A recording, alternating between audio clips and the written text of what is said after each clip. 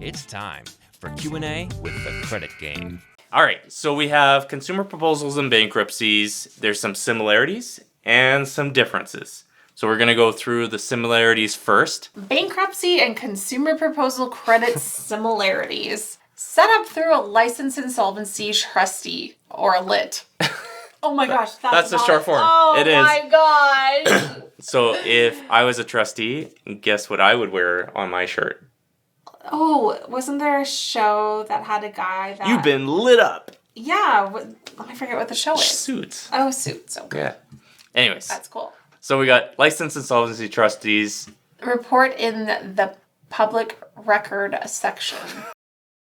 From the superintendent of bankruptcy or the OSB. Wouldn't it be the SOB? Do you know what SOB stands for? I do, but if you're... But that... They both lower your score. Declined or charged high rates until program completed. It takes a couple of years to rebuild. Must review Equifax and TransUnion for errors. Then we got some of the differences between a bankruptcy and consumer proposal. Public record codes are different. They're both from the Office of Superintendent of Bankruptcy. It looks like everyone went bankrupt, but that's just the Office of Superintendent of Bankruptcy. And then they have the individual codes there underneath. So that's how you tell, or they have it in the notes. Okay. All right, next.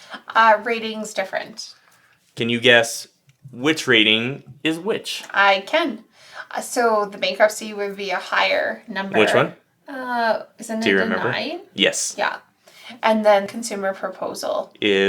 Oh, I want to say 7 is what You got it. Really? Yeah. Oh. Nicely done. Thank She passed the remembrance test from previous episodes. That's great. So the ratings are different. However, when you enter into a consumer proposal, a lot of lenders will just put it as a 9. That can be corrected after the credit once everything's done. So if you're going to do one, you'd probably want to do the credit or consumer proposal. I keep calling it a credit proposal, but it's consumer proposal. There's lots of pros and cons, Yeah. which we won't get into in this episode because it's quite in detail. Okay. And if you need to talk about it, you can talk to a licensed trustee. Okay. However, these are the important things just for credit, just so that you understand how it affects your credit.